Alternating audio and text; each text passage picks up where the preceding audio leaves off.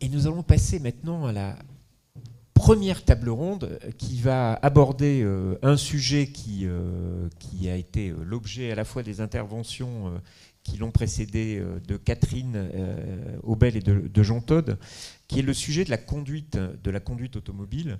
L'idée étant de faire un point. Alors c'est vrai qu'il y a un arrêté qui a été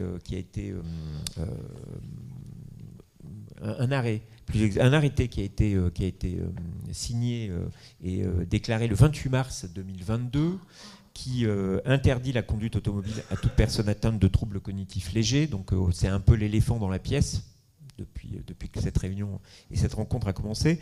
Aujourd'hui, l'idée c'est de pouvoir faire un point sur là où nous en sommes au moment où le Conseil d'État a rejeté le recours qui était porté par les associations. C'est désormais officiel. Donc comment est-ce qu'on peut mieux accompagner les personnes malades, leurs aidants, les professionnels de santé et évidemment toutes les personnes qui sont des professionnels du permis de conduire, et on aura l'occasion d'y revenir. Les débats ont déjà d'une certaine façon commencé. Peut-être au préalable, je vais juste appeler Christine Tabuanca, qui est directrice générale de la Fondation Médéric Alzheimer, ainsi que le docteur Éric Dumas, qui est vice-président de la Fédération des centres mémoire. Je vais leur demander de me rejoindre, puisqu'ils ont chacun une initiative à nous présenter, et qui sont des initiatives. Alors, Christine, vous allez être la première à ouvrir le bal. Donc vous avez le choix, qui est soit vous vous installez au pupitre, soit vous nous rejoignez. Vous voyez, c'est open bar, pour nous parler d'une initiative qui est Alzheimer et mobilité, que vous avez menée depuis 2020. Donc vous allez nous raconter tout ça, et qui va vous obliger malheureusement à une certaine forme de sobriété quant au temps à y consacrer. Vous savez que je suis très bavarde. Mais voilà, c'est pour ça. Non, je vais essayer de faire très court. Merci d'avance à Viviane pour les slides. Effectivement, en 2020, la Fondation a décidé de se lancer sur ce lourd sujet qui est la conduite des seniors. Et bien évidemment, nous l'avons fait en association avec France Alzheimer et avec l'Association de prévention routière, et avec le soutien financier de la DSR, de la CNSA et d'IRP Auto, ce qui est important puisque la direction de la sécurité routière était fortement intéressée par nos travaux. 2020, on était loin de ce décret dont on parle depuis ce matin. Pourquoi on a voulu s'y intéresser ? Parce qu'il y a une transition démographique qui n'est pas négligeable. Aujourd'hui, il y a 1,2 million de personnes qui vivent avec la maladie d'Alzheimer. On sait qu'on sera à 2,5 millions en 2030. Donc le sujet du vieillissement et des personnes et de la dangerosité des seniors était un vrai sujet, et d'autant plus que la médiatisation était importante autour de tous les accidents qui impliquaient des personnes de plus de 75 ans. Alors c'est moi qui présente les travaux, mais je veux rendre à César ce qui appartient à César et saluer Jean-Pierre Aquino qui vient de nous rejoindre, qui a piloté l'étude de 2020 à fin 2021. Et donc je parle sous votre contrôle, Jean-Pierre, et n'hésitez pas à intervenir si des fois j'oublie certains points. Alors comme je dois faire court, je vais rappeler tout de suite les objectifs. Les objectifs de cette étude étaient de produire des conseils pratiques à destination de l'ensemble des acteurs, aussi bien les aidants que la personne vivant avec la maladie d'Alzheimer, que les professionnels de la conduite, et d'apporter un éclairage au pouvoir public, et, parce qu'il s'agit d'accompagnement, une fois que la conduite n'était pas possible, d'aborder les mobilités alternatives. Donc, et alors comment ça s'est organisé ? Puisque qui dit étude dit derrière des aspects méthodologiques, des étapes de travail que vous allez nous... Alors, sur le slide suivant, on le voit de façon très synthétique. Bien évidemment, on n'a pas le temps de rentrer sur la méthodologie. 3 étapes à cette étude. Une revue de littérature nationale et internationale qui a mobilisé les 3 structures porteurs du projet. Ce sont plus de 17 000 articles qui ont été recueillis en France et à l'international. Une enquête qualitative avec des entretiens en one-to-one avec des personnes vivant avec la maladie, avec des professionnels de la conduite et des médecins. Et enfin, une enquête quantitative. La suite a abouti évidemment à un rapport, et oui, nous allons travailler sur les recommandations à partir de cette journée, et en collaboration avec tous les autres travaux qui vont être présentés de la FCM, entre autres. Très bien. Et alors, les principaux enseignements de ce... Alors, en fait, je vais avoir l'impression d'être redondante par rapport à ce qu'on a entendu depuis ce matin. C'est-à-dire que l'âge, le premier enseignement, c'est que le critère de l'âge pour l'examen médical est une erreur. En fait, ça s'est vécu comme une sanction. Mais ça n'apporte aucune efficacité. Tous les pays qui l'ont mis en place n'ont pas réussi à démontrer leur efficacité. Cette revue nous enseigne aussi qu'il y a des expériences un peu partout qui ont été mises en place, comme le label senior qui permet aux personnes de se garer un peu plus près, ou les villes prudentes. Mais en fait, on stigmatise la personne senior, mais on n'apporte pas la réponse à comment on accompagne cet arrêt. L'autre enseignement, c'est l'absence d'outils pour repérer correctement si la personne est apte à conduire ou pas. Il y a certes, et c'est ce que Mme Bodin disait tout à l'heure, il y a certes l'aspect médical, mais ça ne veut pas dire qu'on va pouvoir contrôler si la personne va utiliser son téléphone portable ou respecte le code de la route. Et un autre point très important qui est l'absence de formation, enfin l'absence ou le manque de formation des professionnels de la conduite aux troubles cognitifs. C'est un point important. Oui, il y a une forme de chaînage quand même sur l'absence d'outils et la formation. C'est-à-dire que c'est les outils qui peuvent amener la formation qui peut amener les outils, j'imagine. Tout à fait. Slide suivant, sur les autres enseignements.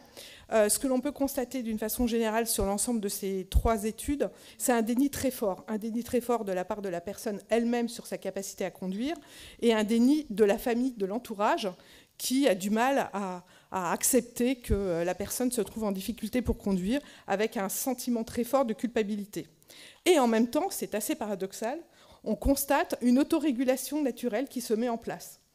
À partir de 60-65 ans, il n'est pas rare de voir des personnes qui ne conduisent plus la nuit, ou qui vont régulièrement changer leurs lunettes parce qu'ils sont éblouis par les phares, etc. Donc cette autorégulation, et je trouvais important de vous mettre le tableau, vous voyez, 51% des personnes de plus de 75 ans évitent de conduire la nuit.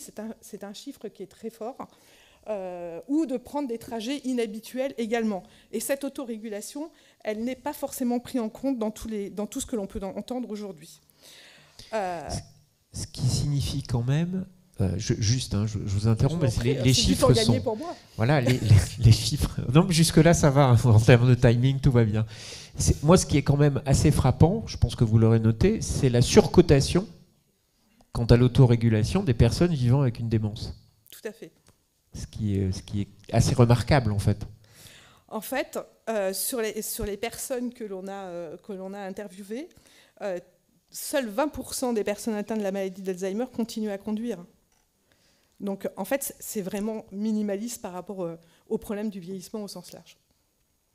Très bien. Est-ce qu'il y a d'autres enseignements? Il y en a plein d'autres. Il y en a plein d'autres. Et forcément, notre enquête s'est déroulée en plein milieu de l'annonce du décret. Donc, forcément, des conséquences qui sont sorties, notamment que... un fort retentissement sur les personnes qui se sont retrouvées confrontées à une annonce médiatique sans avoir eux-mêmes anticipé cette position-là, et en fait une incompréhension. Et ce qui est grave, c'est que certains disent du coup on ne va plus aller voir notre médecin, parce que le risque c'est de ressortir avec un certificat comme quoi je ne pourrai plus conduire. Donc ça c'est un impact qui est très fort et qui n'est pas à minimiser. Un autre enseignement qui rejoint les mobilités alternatives, c'est qu'en fait, elles sont très peu connues et très peu utilisées. Par exemple, si l'on prend le covoiturage, vous avez des expériences, et une expérience va être présentée tout à l'heure comme celle de mon copilote qui touche la province. Ce sont des alternatives qui sont très peu utilisées, mais par contre, on voit que la personne qui vit avec la démence continue quand même à marcher, même si le taux est beaucoup plus bas. Que le covoiturage est utilisé, mais quand c'est avec un proche et pas forcément avec d'autres solutions. Or, quand on sait que les aidants en moyenne vivent à 200 km de la personne diagnostiquée, ça pose une vraie question. Les services d'aide, comme je disais, sont très peu utilisés avant qu'on soit diagnostiqué, un peu plus quand ils le sont, mais 29% sur l'ensemble des 1,2 million de personnes qui vivent avec la maladie, on peut considérer que c'est très faible. Et quant au service de livraison de courses à domicile, où tout le monde dit c'est la panacée, c'est génial, on oublie tout simplement que nos seniors aujourd'hui ont un peu de mal à faire des achats sur Internet avec toutes les frayeurs, des cartes bleues, etc. que ça peut entraîner. Très bien. Conclusion, pour conclusion, oui, pour conclure en fait. Alors, il y a plein d'autres enseignements et nous allons publier le rapport détaillé sur notre site internet, donc n'hésitez pas à aller le rejoindre. Pour conclure, je pense qu'il y a 3 mots: anticiper, informer et action de prévention. Très bien, merci. Merci beaucoup. Je vous propose peut-être de l'applaudir. Vous me rejoignez ? Enfin, vous pouvez descendre, mais je me sentirais moins seul, docteur Éric Dumas. Alors, vous êtes vice-président de la Fédération des centres mémoire et vous avez mis en place... Il marche ? C'est bon ? Vous m'entendez ? Oui, ouais. Ça marche. Vous avez mis en place des recommandations pour l'accompagnement et l'orientation pour la conduite des patients atteints ou suspectés d'une maladie d'Alzheimer. Donc c'est issu d'un consensus sur lequel on va revenir. Et je rappelle juste que ce groupe de travail a été mis en place puisque l'arrêté met en avant une échelle qui n'est pas reconnue par les professionnels, qui est l'échelle de Reisberg, je crois, à fait. Et qui a aussi suscité les travaux qui sont les vôtres. Donc, soit vous restez avec nous. Ça me va très bien. Eh ben, très bien. Alors, vous voyez, comme ça, on se sentira moins seuls tous les deux. Donc, qu'est-ce que ça représente aujourd'hui, ces recommandations et cet ensemble, ce corpus ? Alors l'idée de ce groupe, déjà, ça représente plusieurs sociétés savantes. Je suis le vice-président de la Fédération des centres mémoire, mais 4 sociétés se sont regroupées pour faire ce travail. Le Collège de médecine générale, le docteur Loïc parlait tout à l'heure du fait qu'il faut impliquer les médecins généralistes. Il y a le Collège de médecine générale, il y a l'association des médecins agréés et il y a la Société française de gériatrie. Et c'est tout ce collège qui a essayé d'imaginer des recommandations pour évaluer la capacité des patients atteints de pathologies neuroévolutives à continuer à conduire. Il faut savoir, par exemple, que l'arrêté de 2005, qui était l'arrêté précédent de mémoire, précisait la conduite doit être arrêtée après avis d'un médecin spécialiste, sans pour autant qu'on ait réellement d'outils pour savoir comment il fallait évaluer tout cela. Donc l'idée de revoir les choses était de toute façon une bonne idée. Nous avons débuté ce travail début mars 2022, pour l'historique à la demande de la délégation à la sécurité routière. L'arrêté est sorti le 28 mars. Nous avons fait le choix de continuer ce travail parce qu'il nous paraissait encore plus important d'aller au terme. Très bien. Et comment ça se présente en fait ?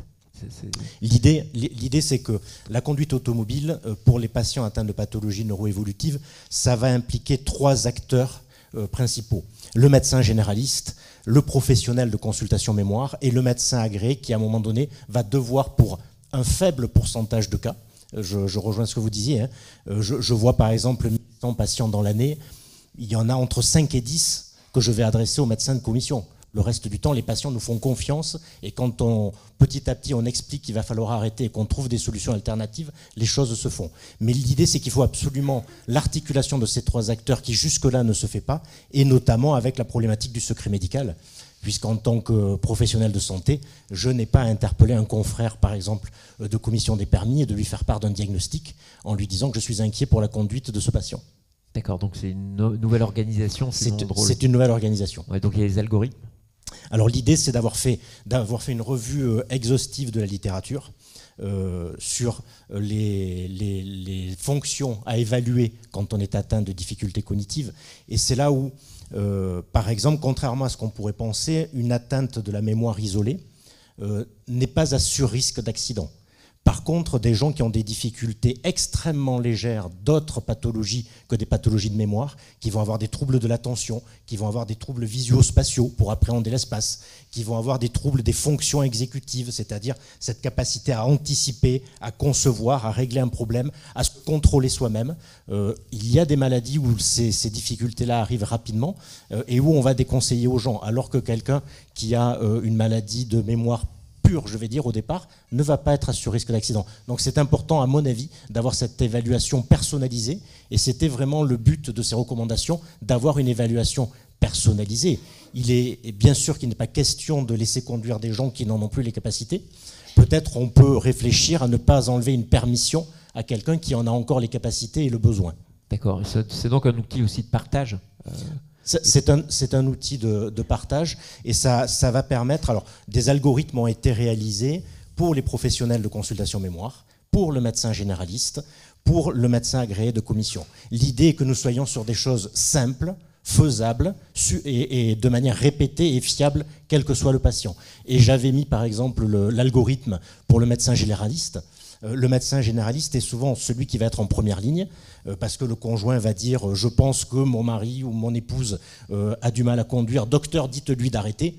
Le médecin généraliste, ça fait 40 ans qu'il suit le patient. Ça peut être compliqué dans la relation d'alliance thérapeutique d'avoir ce comportement-là. Et on s'est dit quel test on pourrait lui proposer pour qu'il puisse se dire, là, effectivement, il faut que j'aille demander un avis. Donc il y a un test qui s'appelle le test de l'horloge, que connaissent tous les médecins généralistes, qui est validé par la littérature scientifique. Un test de l'horloge, ça prend 1 minute en consultation, 2 minutes en consultation de médecine générale. C'est coté de 0 à 7. On sait qu'un patient qui a 7 sur 7, il n'y a pas de raison de lui interdire de conduire, mais s'il se plaint de la mémoire, on va l'orienter vers une consultation. Un patient qui a 5 ou 6 sur 7, on va lui dire, moi, peut-être je mettrai un bémol pour l'instant, tant que vous n'avez pas été évalué en consultation mémoire ou par un médecin agréé. Et en dessous de 4 sur 7, on sait qu'il y a de réels sur-risques d'accident et on va lui dire, je pense qu'il ne faut plus conduire, allez voir le médecin agréé si vraiment vous ne pensez pas que ce que je dis est vrai, allez voir la consultation mémoire pour poser un diagnostic, parce qu'au-delà du dépistage de la capacité à conduire, on est un peu hors débat, mais c'est le dépistage d'une fragilité et d'une pathologie neuroévolutive qu'il va falloir diagnostiquer et soigner.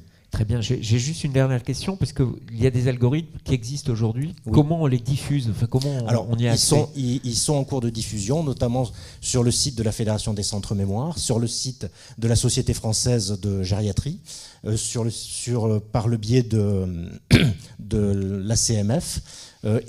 J'encourage les patients aussi à aller regarder. Dans nos recommandations, il y a un outil qui est le questionnaire de l'aidant et le questionnaire du patient. Ils sont téléchargeables. Ça peut déjà permettre pour l'aidant, pour le patient, de faire un premier questionnaire et de se dire « Ah ben finalement, j'ai pas bon à toutes les questions. Est-ce que je ne devrais pas demander l'avis de quelqu'un de compétent ?» Et ça, c'est en diffusion libre. D'accord, très bien. Donc, dans les prochaines semaines et les prochains mois, ça devrait commencer à irriguer le territoire. Juste pour information, j'ai demandé hier à notre webmaster, sur le site de la fédération, le document a été vu plus de 1100 fois, donc surtout pour les professionnels pour l'instant, et téléchargé 600 fois, en sachant qu'il y a à peu près 400 consultations mémoire en France. Donc c'est plutôt pas mal. Très bien, merci beaucoup. Je vous propose de rester avec nous. Et je vais maintenant appeler notre collège, en fait ce que nous appelons dans notre jargon notre collège d'experts, mais qui sont des personnes ayant un avis plutôt autorisé, un peu prospectif sur l'ensemble de ces initiatives et des thématiques. Et pour cela, je vais appeler Anne Lavaux, qui a déjà pris la parole, mais vous êtes déjà présentée, vous êtes déléguée générale de l'association Prévention routière. J'appelle ensuite le professeur Sylvie Bonin-Guillaume, qui est vice-présidente de la Société française de gériatrie et gérontologie. Donc jusqu'à présent, vous ne faites plus partie vous n'êtes plus des visages inconnus, puisque vous avez posé chacun une question. J'ai un petit souci technique. J'appelle aussi Benoît Durand, qui est délégué général de France Alzheimer. Et j'appelle le docteur Philippe Lovic, qui est président de la commission santé et comportement pour une mobilité responsable du CNSR et qui est par ailleurs président de l'Automobile Club Médical de France. Installez-vous. Merci beaucoup de nous avoir rejoints. Donc on a présenté, il y a une présentation qui a été faite d'initiatives qui sont en tout cas, si on les a sélectionnées, qui sont de notre point de vue plutôt intéressantes. Peut-être Anne Lavaux, en quoi est-ce que les initiatives et les contextes qu'elles abordent rejoignent et entrent en résonance avec les actions de la prévention routière? Merci beaucoup. En tout cas, merci d'avoir accueilli et invité l'association Prévention routière sur ce débat. Effectivement, nous avons travaillé avec la Fondation Médéric Alzheimer sur ce thème. C'était une initiative qui était une très bonne initiative pour notre association. Pourquoi? Parce que nous, notre association, elle est universelle, elle parle de tous les modes de déplacement et elle parle à tous les publics. Et souvent, on a la chance d'avoir une tribune médiatique qui nous permet de rappeler quelques éléments fondamentaux que je voudrais partager avec vous.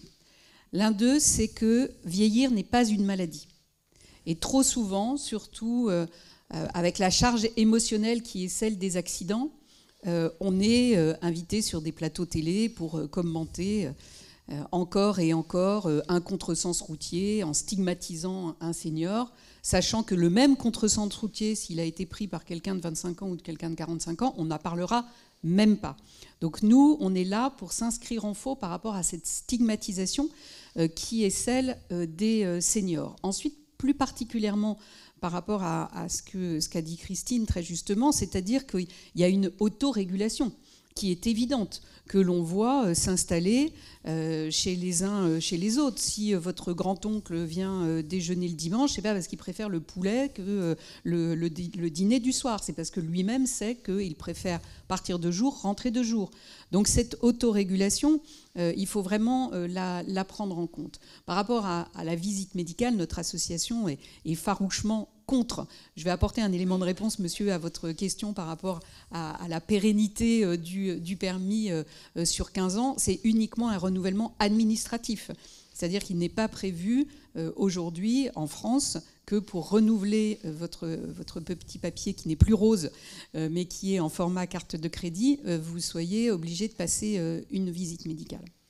Notre association n'a jamais voulu aller dans ce sens-là. Elle est même plutôt farouchement contre pour toutes ces questions de stigmatisation. En revanche, nous travaillons actuellement avec notre conseil médical, qui est présidé par le docteur Marcel Garnier, à proposer des items de mobilité sur l'ensemble des 4 visites médicales qui ont été proposées. Alors il y en avait 3 dans le PLFSS 2023, puis le PLFSS 2024 en a rajouté une 4e, de manière à ce que ces items liés à la mobilité soient embarqués tout au long de la vie et qu'ils n'arrivent pas comme ça, paf, tout à coup, vers 70-75 ans, alors que, et je finirai là-dessus, les chiffres de la mortalité routière montrent que parmi les conducteurs responsables d'accidents mortels, on a 80% des conducteurs chez les 18-24 ans. Et il faut aller au-delà de 75 ans pour retrouver ce même taux de conducteurs responsables d'un accident mortel. Entre les deux, on est à peu près à 60%.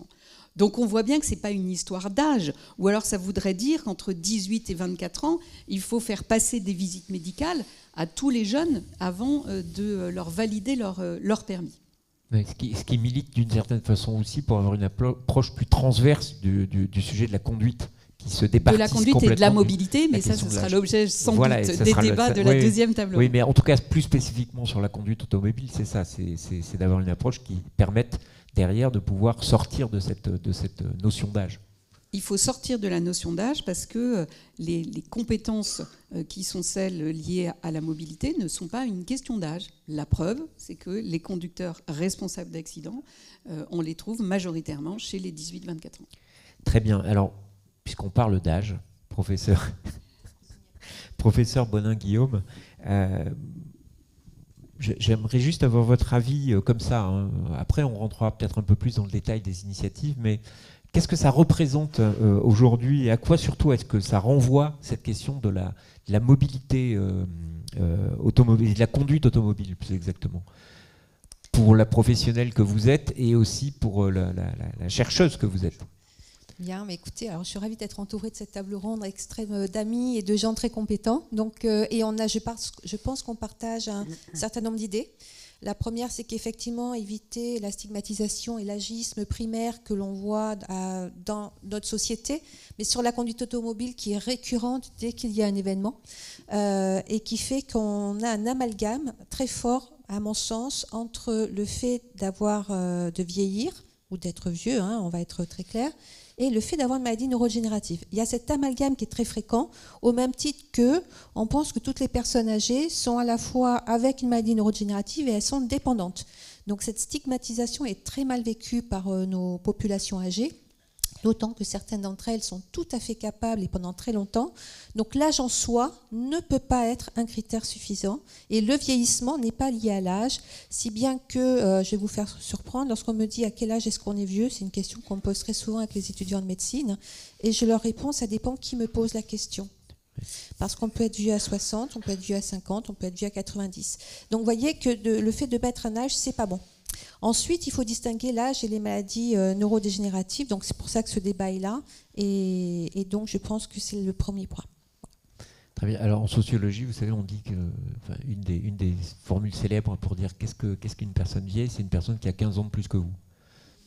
Donc, vous voyez, ça rejoint finalement aussi la façon dont on voit les choses. Les sujets qui ont été abordés finalement dans la conduite dans les initiatives, je pense notamment à l'étude avec un panel assez robuste et ses recommandations.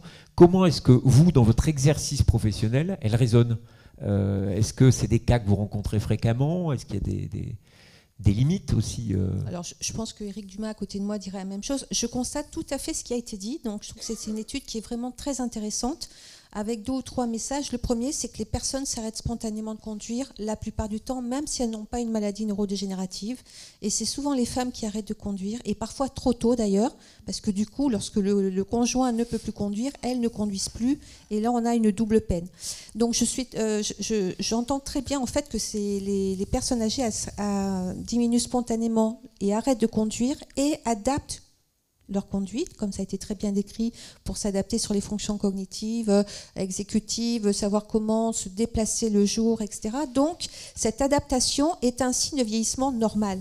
Et nous conduisons différemment tous lorsqu'on prend de l'âge, même si on n'a pas 80 ans. Donc, encore une fois, cette adaptation est plutôt bon signe. Et pour mes patients, je leur pose la question. Alors, Philippe Lewick l'a très bien dit, on avait fait une enquête il y a 15 ans où 1% seulement des médecins généralistes s'interrogeaient de savoir si la personne conduisait encore. 1%. Je crois que c'est là-dessus qu'il va falloir travailler, c'est d'impliquer, de demander qu'il y ait cette sensibilisation. Comment est-ce que vous déplacez ? En voiture, à pied, en bus. Et ça, on a eu des questions dans nos évaluations de l'autonomie qui commencent à aller un petit peu là-dessus. Comment est-ce que vous sortez de la maison et comment vous déplacez ? Donc ça commence à venir. Il y a un gros effort à faire de diffusion. Très bien. J'ai une question quand même par rapport aux recommandations qui sont placées. Comment vous alors je sais que vous avez été partie prenante de la démarche, puisque vous faites partie des sociétés savantes qui ont été impliquées, mais quel regard vous portez comme ça un peu rétrospectivement à la fois sur l'opportunité que ça ouvre et peut-être les limites qu'il peut y avoir à ce type d'outils ? Alors ces recommandations, ça a été très bien discuté par Éric Dumas, étaient absolument nécessaires parce qu'il n'y avait pas grand-chose et chacun naviguait à vue. Donc il y a quand même un moyen un petit peu d'avancer. On a fait référence à une échelle de Reisberg qui était l'échelle qui a, mis le feu aux poudres, parce qu'encore une fois, un score d'échelle très sanctionnant sur le oui-non, pour une personne dont on a vu qu'elle était extrêmement complexe, hétérogène, avec des habitudes de vie, etc., c'est quelque chose qui n'apportera pas de solution. D'où ma question un peu tout à l'heure. C'est pas un test qui va dire oui, non. Il faut en fait, le test et celui-ci est particulièrement mauvais. Un algorithme est là pour guider. Cependant, et ça a été dit à plusieurs reprises, on personnalise l'arrêt. Un chauffeur de taxi n'a pas les mêmes possibilités que quelqu'un qui a conduit une fois par mois toute sa vie. Donc il y a vraiment beaucoup de choses à prendre en compte dans cette évaluation. D'accord, donc il y a le fait qu'on ne peut pas tout protocoliser. Non. C'est ça, on ne peut pas tout protocoliser, mais le protocole aide à personnaliser. Aide derrière dans le sujet. Merci beaucoup. Benoît Durand, je vous vois sourire. Vous êtes délégué général de France Alzheimer. Parce que c'est vrai qu'on a évoqué, abordé, effleuré le sujet, et je sais que c'est un sujet qui vous est cher. Moi, j'aimerais juste qu'on revienne quelques instants, mais sans que ce soit trop long, sur la perception que vous avez aujourd'hui à la fois de l'arrêté et de la décision du Conseil d'État de rejeter le recours qui a été posé quant à la conduite automobile. Je souris parce que vous avez invité le râleur de service, donc c'est pour ça que ça me fait rire. Mon sentiment, c'est toujours le même, du coup, entre l'annonce et puis du coup notre recours qui n'a pas abouti, puisqu'en fait notre demande a été rejetée. Il faut juste savoir quand même que l'arrêté et le Conseil d'État ne remet pas en cause l'échelle de Reisberg, par exemple. Donc voilà, donc c'est quand même un souci. Il faut savoir que cet arrêté reste inique, discriminant, stigmatisant, justement parce qu'en fait on fait un amalgame complet.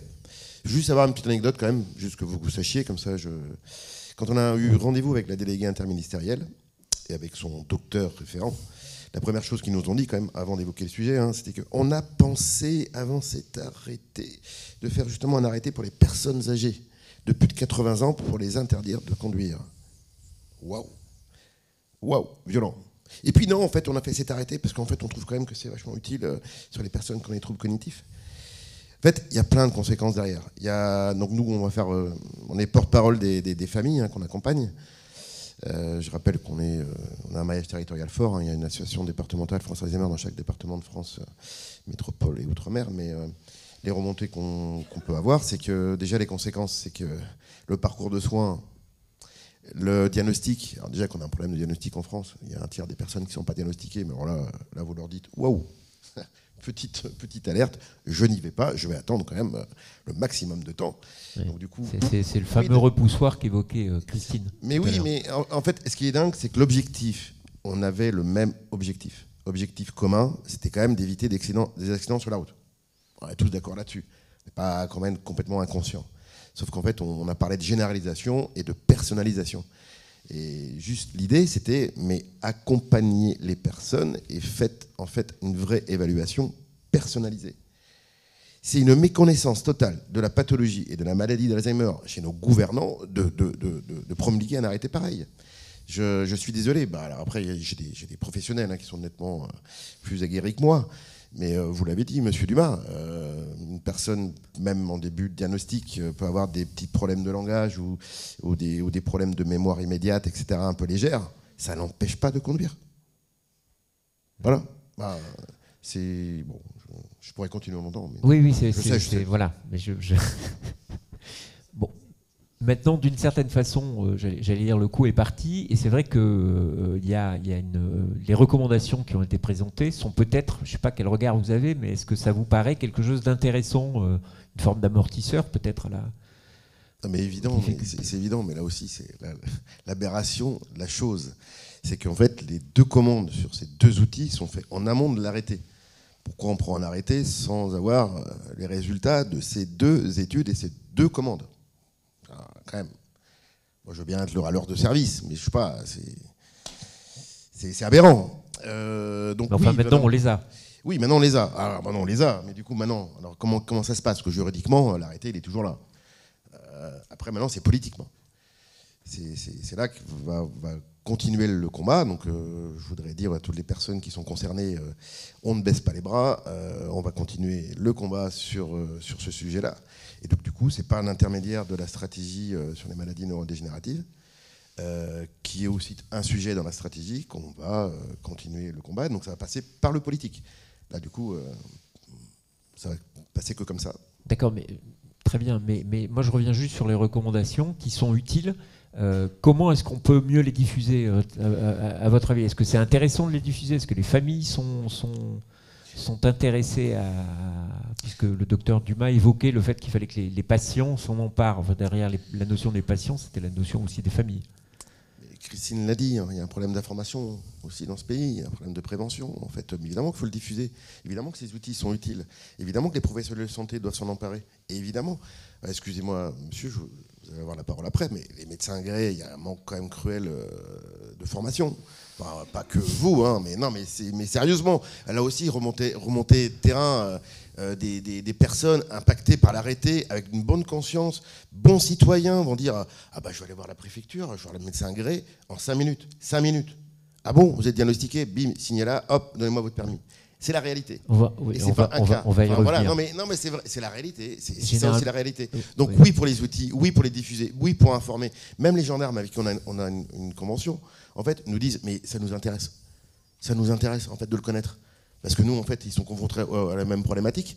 Quand ils arrêtent une personne qui a fait des petits trucs pas trop nets sur la route, mais ils sont incapables de savoir si la personne a des troubles cognitifs ou pas, ou légers ou pas, en fait. Et du coup, cet outil les intéresse. Moi, ils m'ont dit, on est très intéressés de vous rencontrer. Voilà. Les absents, ils ont toujours tort. Le docteur Levic est présent, donc il va pouvoir répondre très vite. Non, juste peut-être une dernière question, mais très rapide, sur qu'est-ce qui, d'une certaine façon, permettrait, comme ça, de votre point de vue, d'améliorer les choses, hormis le fait qu'on casse l'arrêté, etc. Mais si on est dans un jeu bloqué, est-ce qu'il y a, à votre avis, des choses qui pourraient être conduites, menées, ou qui pourraient évoluer? J'ai un peu tout dit déjà, que ces outils soient diffusés, appropriés. Vous avez parlé quand même d'un trio entre médecins généralistes, neurologues ou gériatres, médecins agréés, etc. Tout ça, en fait, toute cette branche-là devrait s'emparer de ça, déjà, de cet outil-là. Et puis du coup, c'est informer aussi mais les personnes concernées, donc il n'y a pas que les professionnels de santé. Et puis du coup, j'ai encore dit, ça va être aussi une ambition politique. Est-ce que le politique a aussi cette conscience que la maladie d'Alzheimer ou les maladies apparentées ou les maladies neurodégénératives, si on fait de manière très large, est un enjeu majeur de santé publique. Et donc on s'empare de ces choses-là. Et du coup, à vouloir trop simplifier les choses, parce que du coup, je suis personnellement pour la simplification, mais là, du coup, en fait, on fait la simplification à l'envers, c'est qu'en fait, on généralise tout. Du coup, on met tout dans un gros paquet, et voilà. Et puis, du coup, après, débrouillez-vous, pardon. Avec ça, c'est pas possible, en fait. On voit bien, en fait. Donc, voilà ce que je voulais dire. Je sais pas si j'ai répondu à la question. Non, mais c'est comme dirait Georges Marchais, vous avez votre réponse. Je suis. Ouais, voilà. Non, mais évidemment, mais c'est une réponse. La question étant large, c'est une réponse. Docteur Loïc, vous êtes donc président de la commission santé et comportement pour une mobilité responsable du CNSR, et vous allez pouvoir répondre à la question, je pense que la salle et les personnes qui nous regardent se posent de façon très claire, puisqu'on a beaucoup évoqué les médecins agréés du permis de conduire. Mais qu'est-ce qu'un médecin agréé du permis de conduire ? Oui, alors effectivement, c'est quelque chose qui est très méconnu et je voudrais vous remercier d'aborder ce problème et d'y associer à la fois le Conseil national de sécurité routière qui a fait une recommandation en 2019 sur la conduite des seniors qu'on ne va pas détailler ici et qui s'apprête à faire une recommandation avant la fin de l'année sur le contrôle médical de l'aptitude à la conduite de manière générale. Et sans dévoiler de secret, la position rejoint la position qu'Anne a présentée tout à l'heure. Nous ne souhaitons pas, nous ne pensons pas c'est pas que nous ne pensons pas. Les auditions que nous avons faites montrent qu'il n'est pas utile, qu'il n'est pas nécessaire de rendre la visite médicale d'aptitude obligatoire. Ça, c'est vraiment une position qui est après audition de nombreux experts. Je vais maintenant prendre ma casquette de médecin agréé et non plus ma casquette de Conseil national de sécurité routière. Alors nous sommes à peu près 4000 en France. C'est une profession qui est mal organisée. Pour la plupart, nous sommes des généralistes. Le ministère ne dispose pas d'un fichier des médecins agréés au niveau national, par exemple. Ça commence très bien. Donc ce sont des médecins qui sont agréés au niveau local après avoir suivi une formation. Mais je vous rejoins, s'il y a des représentants du Conseil de l'ordre qui n'écoutent pas ce que je vais dire, c'est anticonfraternel, mais effectivement, il n'y avait pas d'obligation de formation jusqu'à un passé relativement récent. Il y a 20 ou 30 ans, les médecins agréés n'étaient pas formés, et ça se faisait sur le tas. La formation est maintenant une formation obligatoire, à la fois formation initiale et formation continue. Alors, dans leur expertise habituelle, les médecins agréés examinaient qui ? Ils examinaient les conducteurs infractionnistes, notamment alcool et stupéfiants. Stupéfiants, c'est un peu plus récent, mais alcool depuis toujours. Et ils examinent l'ensemble des conducteurs professionnels. Ça peut se faire soit en commission médicale en préfecture, donc 2 médecins pour tout ce qui est infraction alcool et stupéfiants, soit en cabinet médical pour tout ce qui est aptitude médicale professionnelle. Et depuis peu, on a ces arrêtés qui existent depuis un certain temps. C'est 2005 le premier arrêté qui fait date dans l'aptitude médicale à la conduite. Sont introduits les problèmes de pathologie. Et il est toujours écrit dans l'arrêté une formule du style « Tout patient atteint d'une pathologie doit consulter un médecin agréé pour savoir s'il a la capacité de conduire ou non ».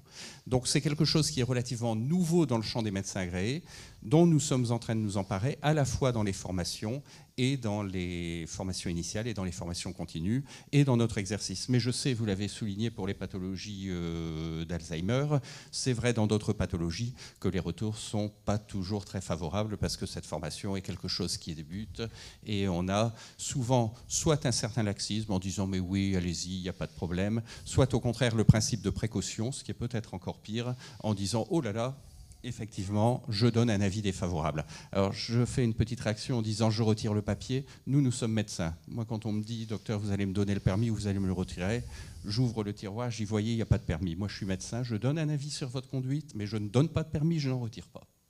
Oui, parce que c'est vrai que vous pouvez passer un peu pour le père Fouettard. On peut passer pour le père Fouettard, sauf que c'est pas oui ou non. Il y a une multitude d'aménagements possibles sur le permis de conduire. Le premier aménagement, c'est la limitation dans le temps. Ça, c'est quand même quelque chose qui est important. Sur des pathologies comme les maladies d'Alzheimer, que l'on sait être des choses évolutives, on peut aménager le permis en donnant une limitation dans le temps. Les deuxièmes aménagements, ce sont des limitations, interdiction de la conduite nocturne ou conduite autour d'un certain périmètre autour de chez soi, 50 km, 30 km, parce qu'on sait que la fatigabilité est quelque chose qui est susceptible d'aggraver le risque d'accident. Et ça permet de dédramatiser finalement le rôle du médecin agréé. Quand on va voir ce médecin agréé, souvent les gens imaginent qu'il va ressortir sans permis. Eh bien non, ça permet au contraire de parler de mobilité avec un tiers médiateur qui n'est pas le médecin impliqué dans les soins, qui n'est pas le médecin gériatre, qui n'est pas le médecin mémoire, qui n'est pas le médecin traitant et qui va pouvoir donner un avis et dédramatiser. Et quand on donne une aptitude limitée dans le temps, eh bien finalement on se rend compte que la plupart du temps, on ne revoit plus à l'usager au bout d'1 an ou des 2 ans parce qu'il s'est autorégulé et qu'il a arrêté lui-même de conduire. Donc ça n'est utile que pour les quelques cas d'anosognosiques qui prétendent à 90 ans avec une démence rêveuse évoluée qu'ils conduisent beaucoup mieux que quand ils avaient 40 ans parce qu'ils ont de l'expérience. Mais pour les autres, finalement, il y a l'autorégulation. Donc finalement, on a intérêt à venir vous voir le plus tôt possible ou assez tôt, le plus en amont possible ? Je crois que c'est vraiment le moyen de dédramatiser et d'avoir l'avis du médecin traitant qui va faire avec les recommandations, les algorithmes qui ont été développés tout à l'heure. Et quand il y a un doute, d'introduire ce médecin agréé qui sera finalement un tiers médiateur qui pourra soit te rassurer, soit dans un certain nombre de cas, parce qu'il y a des cas où on ne peut rendre qu'un avis négatif.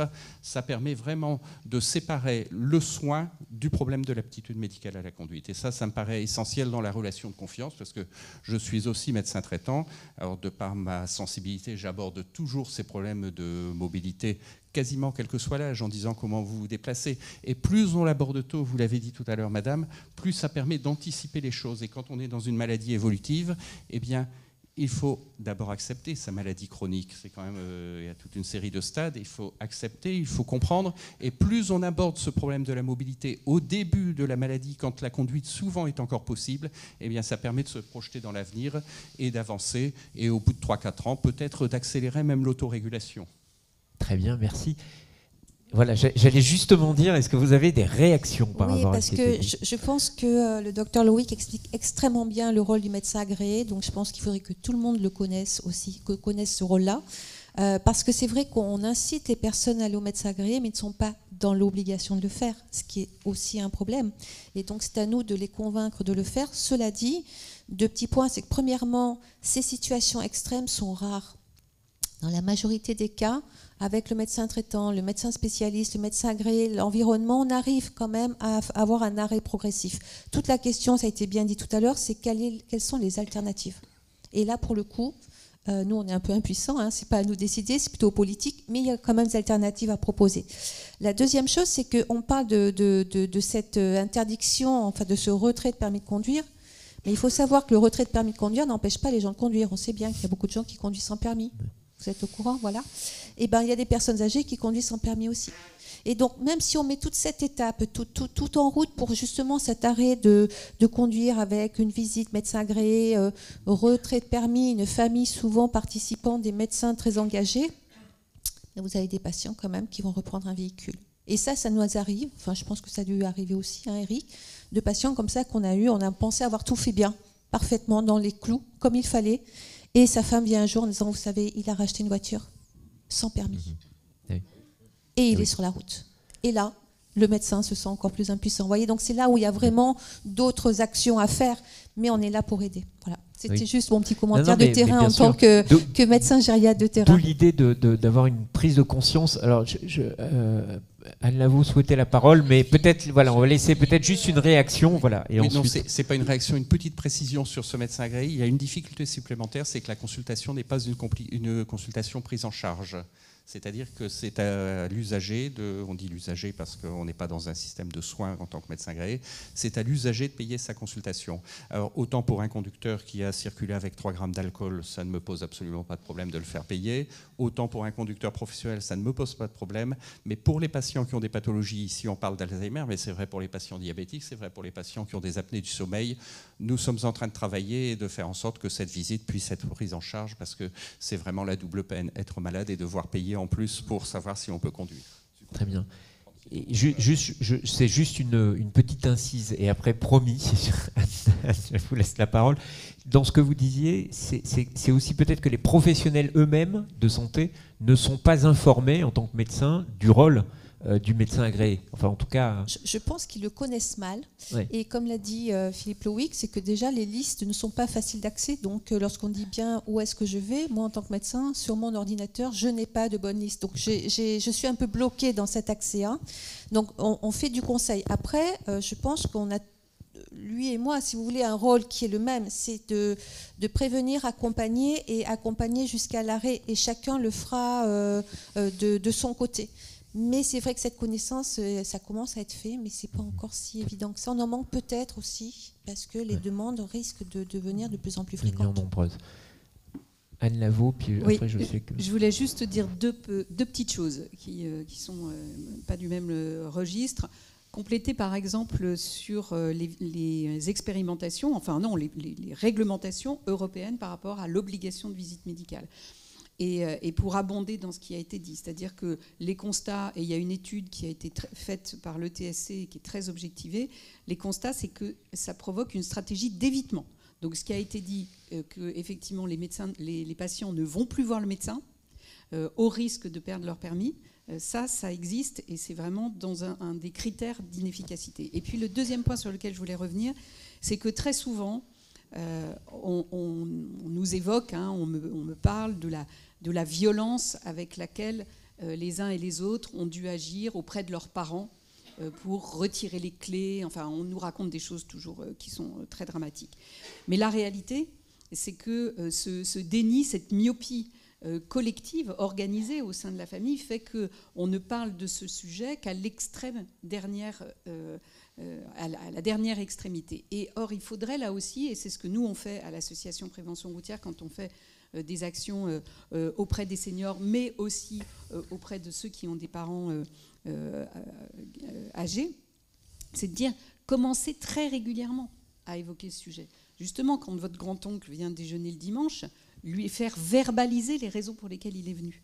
De manière à ce que, à l'heure où il va peut-être falloir prendre une décision qui est jugée violente aujourd'hui, eh bien, cette décision, elle soit collective et qu'elle arrive naturellement. Donc en fait, ça, c'est très important que cet accompagnement il soit fait, non pas forcément auprès de ceux qu'on appelle les aidants, mais globalement, qu'on dise, voilà, il faut verbaliser les raisons pour lesquelles on choisit tel ou tel déplacement, tel ou tel supermarché, telle ou telle pharmacie, tel ou tel repas de famille. Très bien, merci. Alors, juste 2 réactions, puis après, il y a des questions... Très rapides. Oui. En fait, je sais ce que j'ai oublié. En complément des études, on milite aussi pour la reconnaissance du handicap cognitif. Et rentrer dans le champ du handicap, ça peut permettre beaucoup plus de facilité et de choses. Et notamment, alors, Paris n'est pas la France, mais les problèmes de mobilité, parce que si on reste sur les problèmes de mobilité, là je parle même plus de conduite, etc. Le problème de mobilité est un vrai sujet en France, même pas que dans le milieu rural d'ailleurs. Et du coup, voilà, rentrer dans le champ du handicap, c'est pas la solution, etc. Mais en tout cas, ça peut permettre aussi d'élargir le champ des possibles. Très bien. Christine ? Non, pareil, juste une réaction à ce que M. Loïc disait par rapport au prix de la consultation. Je pense qu'il ne faut pas oublier qu'on est en train de mettre en place des consultations de prévention aux 3 âges clés de la vie, enfin 4 âges même, puisqu'on a obtenu la 4e. Et peut-être que c'est un moyen d'associer les deux et de ne pas avoir ce frein financier. Très bien, merci. Merci beaucoup. Alors, merci en tout cas. Est-ce que nous avons des questions dans la salle ou... je vois que les questions, les bras se lèvent. Bonjour à toutes et tous. Je suis Virginie Guilagoutte, la directrice générale de la plateforme d'information et d'orientation maboussoleaidant.fr, qui vise à recenser tout ce qui existe en proximité justement pour accompagner la perte d'autonomie. je découvre l'existence des médecins agréés. J'avoue que je ne... Voilà. Donc, dans le cadre de notre mission d'information et d'orientation, je trouve ça tout à fait intéressant, effectivement, nous-mêmes de voilà, découvrir cela. Et nous serions donc très intéressés, bien évidemment. Donc, ma question s'adresse à vous, Monsieur Lewick. Comment mieux informer, comment mieux orienter et comment avoir accès à la liste de ces 4000 médecins, disiez-vous, c'est ça ? À peu près, répartis sur le territoire. Donc il faut le faire de manière très artisanale, aller sur le site de la préfecture, et sur les sites des préfectures, on trouve une liste, plus ou moins à jour selon les préfectures, donc, mais on les trouve quand même. Donc, mais il n'y a malheureusement pas de fichier national. Alors je profite pour donner une autre information par rapport à l'accès à ces médecins agréés. Il y a évidemment l'accès volontaire, mais il y a de temps en temps un accès contraint, parce que là je prends ma casquette de médecin traitant, je suis désolé de tourner toujours et de changer de casquette, mais les gens nous disent, les accompagnants nous disent, mais on est complètement démunis, qu'est-ce qu'on peut faire? La famille ne sait pas que faire face à quelqu'un qui veut absolument continuer à conduire alors que manifestement les conditions n'y sont plus, et le médecin traitant, et c'est fort heureux, reste soumis au secret professionnel et ne peut rien faire. La famille a une possibilité de signalement, alors on parle de dénonciation, on parle de signalement, c'est toujours violent, mais il y a une possibilité d'écrire au préfet de la région en disant « Monsieur le préfet, un tel, à ma connaissance, pose des problèmes dans sa conduite, il a déjà accroché 3 fois l'aile », et à ce moment-là, le préfet déclenche la visite chez un médecin agréé. C'est quelque chose qui est violent pour les familles, mais qui permet parfois de se tirer d'un certain nombre de situations difficiles.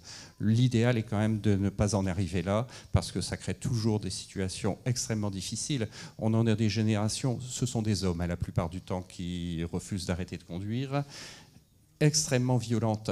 Et les gens disent, vous allez m'enlever le permis. C'est à la fois la possibilité d'arrêter de conduire, mais ce fameux vieux papier rose auquel on est tellement attaché.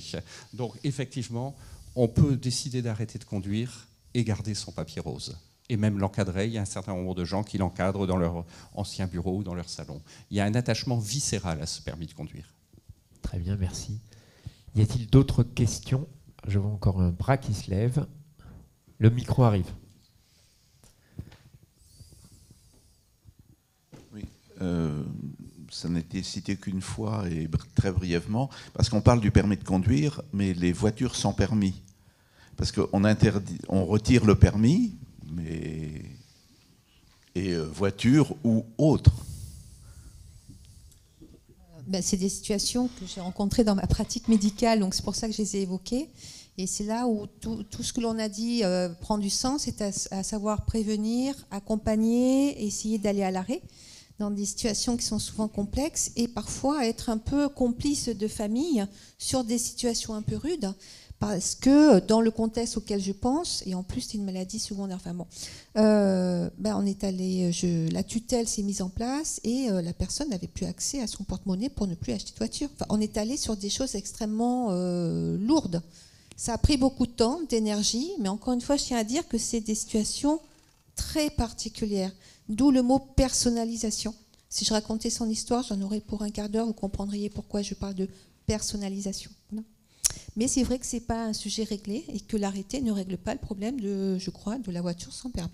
Alors l'arrêté ne règle pas le problème de la voiture sans permis, mais ne règle pas, et c'est fort heureux, le problème de la démotorisation en général, parce qu'on sait que quand on interdit à un senior de conduire, on ne lui interdit pas de se déplacer, et c'est fort heureux quand même, il a besoin d'aller et venir. Et il faut quand même rappeler que la majorité des seniors sont d'abord les victimes, ça a été montré tout à l'heure, les victimes des accidents dans lesquels ils sont impliqués, à la fois en tant que piéton, un petit peu en tant que deux roues.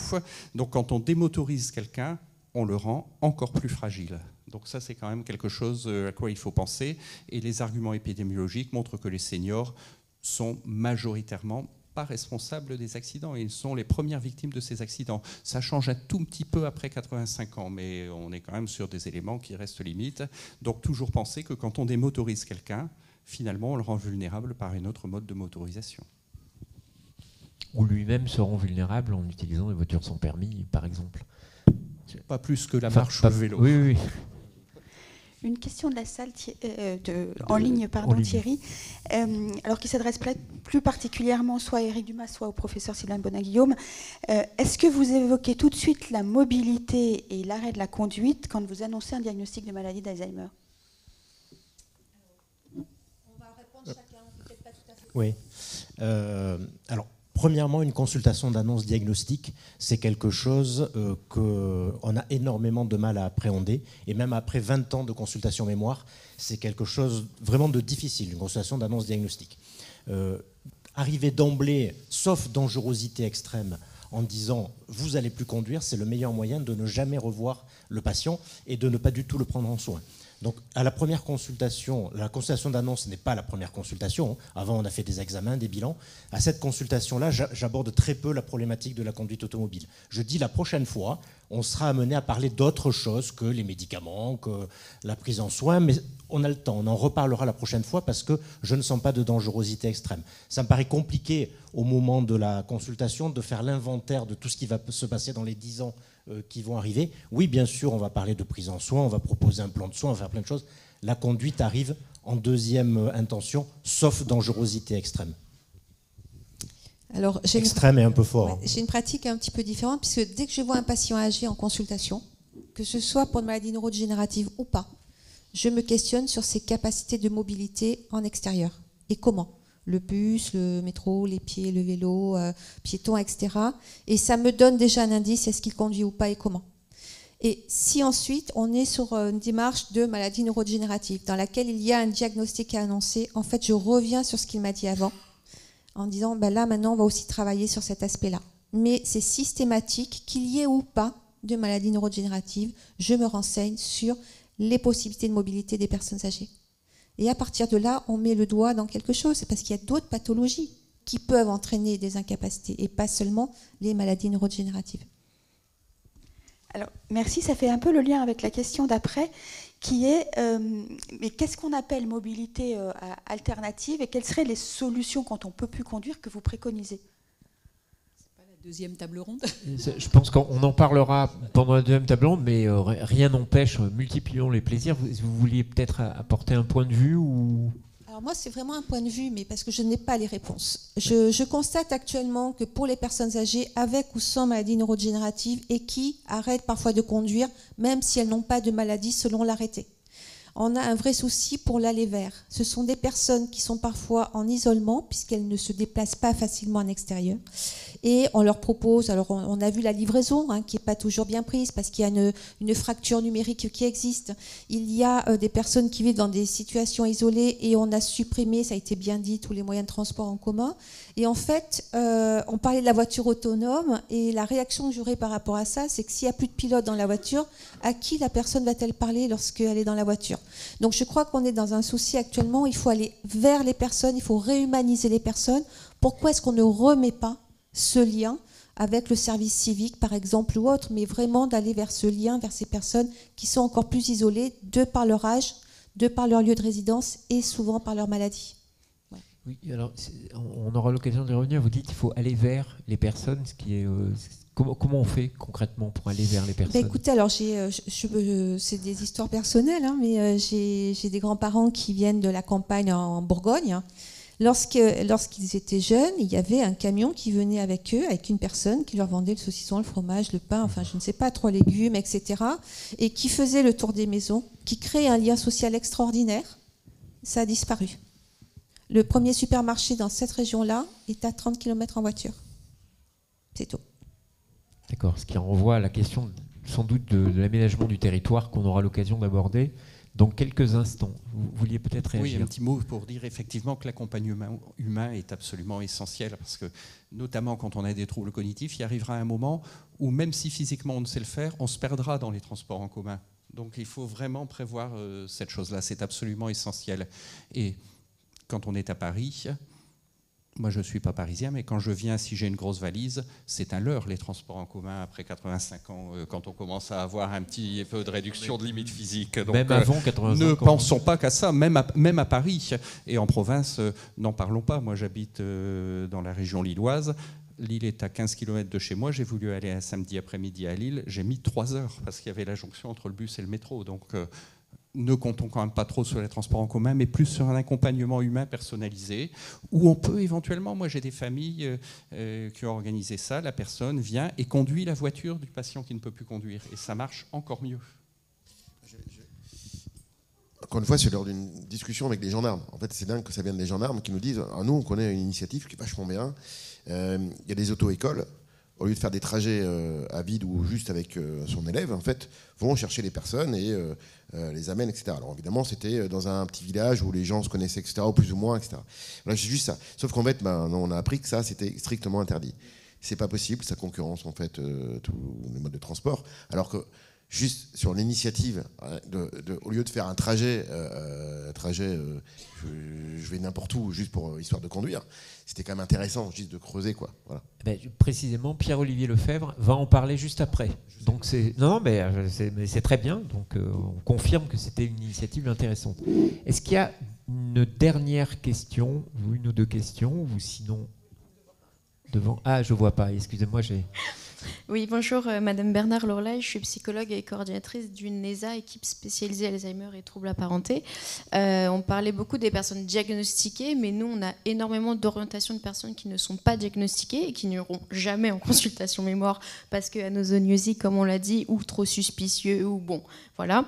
Et du coup, qu'est-ce qu'on fait avec ces personnes-là qui ne voient pas de médecin, même, ou parfois n'ont même pas de médecin traitant? Comment on gère cet arrêt de la conduite? Alors, progressivement, on essaye de les accompagner, mais on a énormément de familles qui sont dépourvues de solutions, où effectivement, comme vous le disiez, c'est violent parce qu'ils retirent les clés, ou ils disent qu'elle est en panne, et du coup elle reste dans le garage. Mais qu'est-ce qu'on fait avec ces personnes qui ne sont pas en consultation mémoire, qui ne voient pas de médecin? Bonne question. Alors, je me permets quand même de rappeler la législation. En principe, on doit avoir accès à une ESA quand on est passé en consultation et qu'on a posé un diagnostic, et je sais bien que j'étais hier sur un colloque sur la maladie à corps de Lewy et on m'a dit exactement la même chose. Je crois que dans vos séances d'ESA, ce qui est toujours intéressant, c'est d'accompagner en situation de vie réelle, comme le disait le docteur Loïc pour la conduite. Vous avez cette possibilité-là d'accompagner en situation de vie réelle. Et effectivement, quand on met en place un plan d'APA, qu'il va y avoir des auxiliaires de vie qui vont être financés par le Conseil général, que les séances d'ESA servent à introduire l'auxiliaire de vie qui va accompagner pour les courses, je pense que c'est vraiment un bon moyen pour ces patients-là d'arriver à commencer un petit peu à mettre en place tout ça. Et après, alors, je vais être totalement hors sujet, mais je prends ma casquette de médecin rural.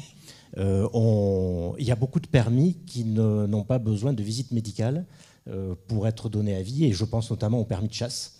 Et je suis d'une famille de chasseurs, je n'ai rien contre les chasseurs, mais venant d'un département rural, dans les consultations mémoire, je demande aux patients s'ils pratiquent régulièrement la chasse. Et là, les conjoints me disent est-ce qu'il peut chasser ou pas? Je pense que ce serait bien de faire un groupe de travail sur la capacité à chasser.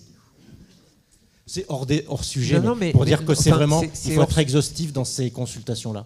Il n'y a pas de médecin agréé, je pense, au permis de chasse. Enfin, c'est hors sujet sans l'être, puisque là, la conduite est un acte plutôt important et grave, et que la chasse l'est aussi. Enfin, il y a une possibilité létale importante. Oui. L'association Prévention Routière a fait une campagne qui s'appelait Désarmons nos routes. Très bien.